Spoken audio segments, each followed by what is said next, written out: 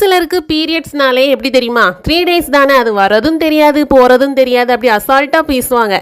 ஆனால் என்னை போல இருக்கிற ஒரு சிலருக்கு எப்படி தெரியுமா, பீரியட்ஸ் வரதுக்கு 10 days முன்னாடியே சிம்டம்ஸ் காட்ட ஆரம்பிக்கும். 2 லெக்கும் பயங்கரமாக வலிக்கும், அடிவயிறு வலிக்கும், பேக் பெயின் வரும், அப்புறம் ப்ளஸ் டயோரியாவும் வரும். ஓகேவா, இது டயோரியா வந்துட்டு பீரியட்ஸ் வர ஒரு 2 days முன்னாடி சிம்டம்ஸாக வரும் எனக்கு. ஆனால் ஒரு சிலருக்கு வந்துட்டு அது டேக் இட் ஈஸி மாதிரி. நான் ஸ்கூல் படிக்கும் போதெல்லாம் என் ஃப்ரெண்ட்ஸ் கிட்ட சொல்லுவேன், எனக்கு இப்படி லெக் பெயின் வருது, ஸ்டொமக் பெயின் வருது அப்படின்னா அவங்க என்ன சொல்லுவாங்க, எனக்கு அப்படிலாம் வந்ததே இல்லையே, பீரியட்ஸ் வரதும் தெரியாது போகிறதும் தெரியாதுன்னு சொல்லுவாங்க. சரி, பெயின் கூட சமாளிச்சிடலாம், இந்த பீரியட்ஸ் பிளட் ஃப்ளோ இருக்குது அதுதான் தாங்க முடியாததாக இருக்கும். என்னோட ஃப்ரெண்ட்ஸ்லாம் பீரியட்ஸ் டைம் நம்ம டிவியில் ஆட்லாம் காட்டுவாங்களே, பீரியட்ஸ் டைம் ஜம்ப் பண்ணுவாங்க, அங்கே இங்கே குதிப்பாங்க, ஓடுவாங்க, அப்படியெல்லாம் பண்ணுவாங்க. கேட்டால் அவங்களுக்கு பிளட் ஃப்ளோ வந்துட்டு நார்மலாக இருக்கும் அப்படின்னு சொல்லுவாங்க. ஆனால் என்னாலலாம் நான் பீரியட்ஸ் டைம் நடக்கிறதே ஒரு ரோபோ நடக்கிற மாதிரி தான் நடப்பேன். ஓகேவா, அந்த காலை கொஞ்சம் ஸ்ட்ரெச் பண்ணாலே பிளட் ஃப்ளோ பயங்கரமாக வரும் எனக்கு. நான் நினைப்பேன் இவங்கெல்லாம் எப்படி இப்படி கேஷுவலாக நடக்கிறாங்க, டெய்லி யூஸ்வலாக அவங்க நடக்கிற போல் நடப்பாங்க, ஆனால் எனக்கு மட்டும் ஏன் இப்படி பிளட் ஃப்ளோ நிறைய வருது அப்படின்ட்டு இருந்து யோசிப்பேன். சரி, ஸ்கூலுக்கு லீவும் போட முடியாது, லீவ் போட்டால் ஃபைன் போடுவாங்க, அட்டெண்டன்ஸ் கட் ஆயிரும் அப்படின்னு சொல்லிட்டு பெயின் கூட தாங்கிக்கலாம். ஆனால் அந்த பிளட் ஃப்ளோ இருக்குதே, எனக்கு பீரியட்ஸ் வந்து யூஸ்வலாக 7 days வரும். அதில் ஃபஸ்ட்டு 3 days பயங்கரமாக பிளட் ஃப்ளோ இருக்கும். நான் யூஸ்வலாக பீரியட்ஸ் டைம் பேண்டீஸில் 2 பேட் வைப்பேன். அந்த லாங் ஸ்ட்ரெச்சபிள் பேடு தான், ஃப்ரண்ட்டில் தள்ளி ஒன்று பேக்கில் தள்ளி ஒன்று வைப்பேன். அப்படி வச்சுமே எனக்கு 5 hours ஹோல் பேடுமே ரொம்ப வெட்டாயிரும். ஸ்கூல் டேஸ்லலாம் எங்களுக்கு வந்துட்டு ரெஸ்ட் ரூம் போகிற டைமே 5 minutes தான் தருவாங்க. அந்த 5 minutesலேயும் சில மேக்ஸ் டீச்சர்லாம் என்ன பண்ணுவாங்க, நீங்கள் எக்ஸ்ட்ரா கிளாஸ் போல் அந்த 5 minutesலேயும் அவங்க எடுத்துடுவாங்க. சரியா, நமக்கு ரெஸ்ட் ரூம் போய் சேஞ்ச் பண்ணது கூட டைம் இருக்காது.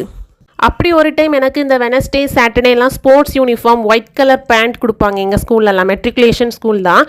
அந்த ஒயிட் கலர் பேண்ட்லலாம் கரையாகி எல்லாரும் பார்த்து அது வந்து எனக்கு ரொம்ப ஷேம் ஆகிட்டு, அப்படி அவ்வளோக்குள்ளே எனக்கு பீரியட்ஸ் ஃப்ளோ இருக்கும். ஒழுங்காக படுக்கவும் முடியாது, நம்ம ஸ்ட்ரெயிட்டாக படுத்தோன்னா நம்ம பேக், அதாவது இந்த பெட்ஷீட்டெல்லாம் விட்டாயிரும், சரிஞ்சு படுத்தோன்னா அது ஒரு டைப்பில் விட்டாயிரும். என்ன தான் பண்ணனே தெரியலை, அவ்வளோக்குள்ளே கஷ்டப்பட்டிருக்கேன். என்ன தான் பேடை கரெக்டாக வச்சாலும், எவ்வளோ தான் பேடை அட்ஜஸ்ட் பண்ணி வச்சாலும் ட்ரெஸ்ஸில் அது கரையாக தான் செய்யுது ஒரு சில டைமில். சரி, இதில் ஹைலைட் என்னென்னா ஜெல்லி டைப்பில் கட்டியாக பீரியட்ஸ் ஃப்ளோ வரும். இது எத்தனை பேருக்கு இப்படி வந்திருக்குன்னு தெரில, எனக்கு மட்டும்தான் இப்படி வந்திருக்குதான்னு தெரியலை. நான் யூஸ்வலாக காலேஜ் ஃபஸ்ட் இயர் அந்த டைம்லலாம் நான் வந்துட்டு கூகுளில் சர்ச் பண்ணுவேன். அந்த டைம் இப்படி 5Gலாம் கிடையாது, 2G 3G இப்படி நெட்டு தான், டவரும் ஒழுங்காக கிடைக்காது. இருந்தாலும் கூகுளில் சர்ச் பண்ணும்போது லோட் ஆகிட்டே இருக்கும். இப்படி வந்துட்டு பிளட் கிளாட் நிறையா வருது பீரியட்ஸில். எப்படின்னா என்ன அர்த்தம், இதுக்கு என்ன இஷ்யூ, இந்த ப்ராப்ளத்துக்கு நேம் என்னன்னு போட்டால் அதில் எண்டோமெட்ரியாசிஸ்னு வரும், அப்புறம் யூட்ரைன் கேன்சர்னு வரும், உங்களுக்கு ரொம்ப சிவியர் க்ரானிக் இல்னஸ்னு வரும், நீங்கள் செத்தே போயிடுவீங்க அப்படின்ட்டு கூகுளில் வரும். கடவுளே, ஒரு பிளட் கிளாட்டு என்னன்னு கேட்டதுக்கு கூகுள் இப்படியெல்லாம் சொல்லுதேன்ட்டு நான் ரொம்ப ஃபீல் பண்ணேன். சரி, இதுக்கு ஒரு ஃபுல் ஸ்டாப் வைக்கணுன்ட்டு ஹாஸ்பிட்டல் போனேன். சரியா, college second year something college போனேன். இப்படி டாக்டர்கிட்ட சொன்னேன். அவங்க வந்துட்டு இதை யூஷுவல் ப்ளீடிங்ட்டும் எடுக்கலை, அப்நார்மல் ப்ளீடிங் அப்படின்ட்டும் அந்த கேட்டகரிலையும் கொண்டு வரல. இருந்தாலும் எனக்கு டேப்லெட் கொடுத்தாங்க, அந்த பிளட் ஃப்ளோவை கம்மி பண்ணுறதுக்குன்னு டேப்லெட் கொடுத்தாங்க. டேப்லெட் போடுற டைம் எனக்கு பெருசாக தெரில, எனக்கு எப்பாடா ஒரு வழியாக நம்ம பீரியட்ஸ் ஹையஸ்ட் பிளட் ஃப்ளோக்கு ஒரு ஃபுல் ஸ்டாப் வச்சாச்சு அப்படின்ட்டு டேப்லெட் எடுத்துகிட்டு இருக்கும்போது எனக்கு என்ன சொல்கிறது, ஆனால் டிஃப்ரென்ஸ் தெரிஞ்சுது. அந்த பிளட்டு வந்துட்டு நம்ம யூஸ்வலாக பீரியட்ஸ் டைம் வர மாதிரி இல்லை, இது வந்து டிஃப்ரெண்ட்டாகவே இருந்தது எனக்கு.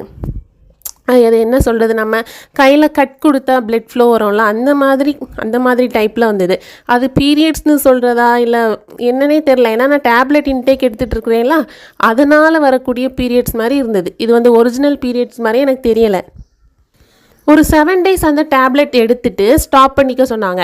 ஓகேப்பா, இனி நமக்கு லைஃப் லாங் பீரியட்ஸ் ஃப்ளோ கம்மியாக தான் இருக்கும் அப்படின்னு நான் நினச்சிட்டு இருந்தால் இனிதான் ட்விஸ்ட்டே இருக்குது. அந்த டேப்லெட்டை ஸ்டாப் பண்ணதுக்கப்புறம் எனக்கு அன்யூஷுவலாக ப்ளீட் ஆக ஆரம்பிச்சிது. புரியுதா, இப்போ January 1 தான் எனக்கு பீரியட்ஸ் வந்திருக்கும், மறுபடியும் January 15 நெக்ஸ்ட் பீரியட்ஸ் வந்துடும்.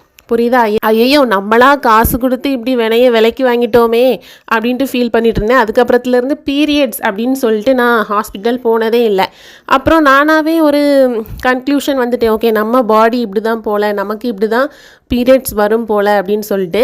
பீரியட்ஸ் வர்றதுக்கு 10 டேஸ் முன்னாடியில இருந்தே எனக்கு பயங்கர லெக் பெயின் வரும், பேக் பெயின் வரும், அடிவயிறு வலிக்கும். அதுக்கப்புறம் பீரியட்ஸ் வர 3 டேஸ் முன்னாடியிலேருந்து எனக்கு டயோரியா வரும். ஓகேவா? டயோரியானா ஒரு நாளைக்கு 3 to 4 டைம்ஸ் அப்படி பயங்கரமாக வயிறு வலிச்சுட்டு வந்த மாதிரி வரும்.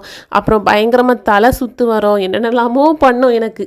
இது வந்து பீரியட்ஸ் தான். ஆனால் ஒரு சிலருக்கு இது வந்துட்டு பீரியட்ஸ் தானே அப்படி அசால்ட்டாக பேசுகிறாங்க. ஆனால் எனக்கு பீரியட்ஸ் அப்படின்னாலே ஒரு பயம்தான். இந்த பீரியட்ஸ்னாலே எனக்கு வந்துட்டு எப்படிமா தோணும், நம்ம ஃப்யூச்சரில் எப்படி தான் குழந்தை பெற்றுக்க போகிறோம், நம்ம ஒரு ஜாபுக்கு போனால் நம்ம எப்படி நம்ம மெயின்டைன் பண்ணுவோம், ஐயோ சாரீ கட்டிட்டுலாம் ஜாபுக்கு போனால் நம்ம சாரியெல்லாம் கரையாயிருமே, நம்ம சுடிதார் போட்டு போகிற மாதிரி தான் நம்ம ஜாபுக்கு போகணும், சுடிதார்னால் கூட நம்ம அட்ஜஸ்ட் பண்ணிக்கலாம் அப்படிலாம் எனக்கு தோணும். பாருங்கள், ஒரு பீரியட்ஸ்னால எனக்கு என் மைண்ட் எவ்வளோக்குள்ளே இம்பேக்ட் ஆகிருக்கு அப்படின்ட்டு. யூஸ்வலாக எனக்கு டீச்சிங் ஜாப்னாலே பிடிக்கும். ஆனால் இந்த பீரியட்ஸ்னாலேயே எனக்கு டீச்சிங் ஜாப்னாலே ஒரு பயம். என்னென்னா ஐயோ ஃபுல் டைம் நம்ம சாரீ கட்டிட்டு நிற்கணும், சாரியில் கரைப்பட்டுடுச்சுன்னா என்ன பண்ணுறது, நமக்கு இப்படி பீரியட்ஸ் ஃப்ளோ இருக்குதே அப்படின்ட்டுலாம் நான் திங்க் பண்ணுவேன். அப்போ பாருங்கள் எனக்கு பீரியட்ஸ் வந்து எவ்வளோக்குள்ளே என்னை ஆட்டி படைச்சிருக்கு அப்படின்ட்டு. அதுக்கப்புறம் ஹாஸ்பிட்டல் போய் எல்லாம் சொன்னேன்ல, டேப்லெட்லாம் எடுத்ததுக்கப்புறமும் எனக்கு அது அன்யூஷுவல் ப்ளீடிங் மாதிரி ஆகிட்டு. அதுக்கப்புறம் ஒரு 2-3 மந்த்ஸ்க்கு அப்புறம் எனக்கு பேக் டு நார்மல். யூஸ்வலாக எனக்கு எப்படி பீரியட்ஸ் வருமோ அப்படி வர ஆரம்பிச்சிது. எப்பாடா இனி ஹாஸ்பிட்டலுக்கே போகக்கூடாதுப்பா அப்படின்னு சொல்லிட்டு நான் இருந்தேன். நான் என்ன சொல்ல வரேன்னா, உங்களுக்கு ஒரு சிலருக்கு இப்படி இருக்கலாம், பீரியட்ஸ் டைம் இப்படி பயங்கரமாக பெயின்ஃபுல்லாக பிளட் கிளாட் நிறையா வரும். இப்படி நீங்கள் 2 பேண்டீஸில் வச்சுமே அது குயிக்காக வெட்டான மாதிரி உங்களுக்கு ஃபீல் ஆகும். ஆனால் 7 டேஸ்க்குள்ளாலே உங்கள் பீரியட்ஸ் கம்ப்ளீட் ஆயிரும். ஓகேவா? ஸோ இது வந்து கம்ப்ளீட்லி நார்மல் தான். ஒரு சிலர் டாக்டர் இது வந்து நார்மல்னு சொல்லி விட்டுருவாங்க. ஆனால் ஒரு சிலர் நம்ம ஓவராக எக்ஸ்பிளைன் பண்ணி சொல்கிறதால இவங்களுக்கு ரொம்ப பெயின்ஃபுல்லாக ரொம்ப பிளட் கிளாட்ஸ்லாம் வரதால ஓகே நம்ம டேப்லெட் ப்ரிஸ்கிரைப் பண்ணலாம் அப்படின்ட்டு ஒரு சில டாக்டர் எழுதி தர தான் செய்வாங்க. நான் என்ன சொல்கிறேன்னா, உங்களுக்கு பியரபிள் 7 டேஸ்க்குள்ளே உங்கள் பீரியட்ஸ் இருக்குது, பிளட் கிளாட் வந்தாலும் உங்களால் அதை தாங்கிக்க முடியுது அப்படின்னா லீவ் இட். ஓகே, அதை அப்படியே விட்டுருங்க. கூகுள் யூடியூப்லலாம் சர்ச் பண்ணால் அது வந்துட்டு நமக்கு கேன்சர் ரேஞ்சு கொண்டு விட்டுரும். இது வந்து எண்டோமெட்ரியோசிஸ் கேன்சர் அது இதுன்னு நம்மளை கூட கொஞ்சம் பயமுறுத்தி விட்டுரும். இதிலே ஒரு சிலர் எப்படிமா சொல்லுவாங்க, சாக்லேட் சாப்பிட்டா பீரியட்ஸ் பிளட் ஃப்ளோ இப்படி நிறைய வருமா. என்னோட ரிலேட்டிவ்ஸ் இப்படி சொல்லியிருக்காங்க, சாக்லேட் சாப்பிட்டா பீரியட்ஸ் பிளட் ஃப்ளோ நிறைய வரும், நீ சாக்லேட் சாப்பிடாத. சுகர் சாப்பிட்டா பிளட் கிளாட் நிறையா வரும், சுகர் நீ பீரியட்ஸ் டைம் சாப்பிடாத. வாழைப்பழம் சாப்பிட்டா இப்படி வருமா, அதனால் நீ வாழைப்பழம் சாப்பிடாத. இதுலேயே ஒரு சிலர் என்னென்னா, பீரியட்ஸ் டைம் நம்ம ஃபஸ்ட்டு 3 டேஸ் கண்டிப்பாக குளிக்கணும், குளிக்கிறதால நம்ம பீரியட்ஸ் ஃப்ளோ கம்மியாகும் அப்படியெல்லாம் எனக்கு சஜஸ்ட் பண்ணியிருக்காங்க. இதெல்லாம் எவ்வளோக்குள்ளே சயின்டிஃபிக்கலாக உண்மை என்னன்னு எனக்கு தெரியலை. சரி என்னமோ, இந்த பீரியட்ஸ்னாலேயே நான் என்னோட பல திறமைகளை நான் வெளியே கொண்டு வரவே இல்லை. டான்ஸ் காம்படிஷன் அப்புறம் ஸ்போர்ட்ஸ்லலாம் நல்ல இன்ட்ரெஸ்ட் இருக்கும் எனக்கு. இந்த பீரியட்ஸ்னாலேயே எனக்கு ஸ்போர்ட்ஸில் பெர்ஃபார்ம் பண்ணுறதுக்கு ரொம்பவே தடையாக இருந்தது. நம்ம நார்மல் ரொட்டீனே அப்படி மாற்றிடும் எனக்கு. யூஸ்வலாக ஸ்கூல் டைம் காலேஜ் டைம்லலாம் பீரியட்ஸ் வந்ததுன்னா. பட் இப்போ ப்ரெக்னென்சிக்கு அப்புறம் எனக்கு பீரியட்ஸ் பிளட் ஃப்ளோ அப்படியே கம்மியாகிட்டு. இது வந்து ஹார்மோனல் சேஞ்சஸ் காரணங்கள்னால தான்.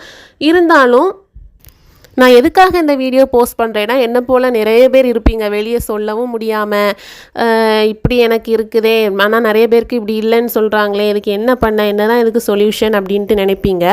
உங்களுக்கு வந்துட்டு பீரியட்ஸ் பிளட் ஃப்ளோ 7 டேஸ்க்குள்ளால் கம்ப்ளீட் ஆகிரும், நார்மலாக பீரியட் சைக்கிள் முடிஞ்சிடும் அப்படின்னா ஓகே. இல்லை உங்களுக்கு 15 டேஸ் 20 டேஸ் வரைக்கும் அப்நார்மலாக ப்ளீடிங் ஆகுது, உங்களுக்கே தெரியும்ல, அப்படி இருந்ததுன்னா கண்டிப்பாக நீங்கள் டாக்டர் போய் கன்சல்ட் பண்ணுங்கள். ஓரளவு பியரபிள் அப்படின்னா விட்டுடலாம். ஓகேவா?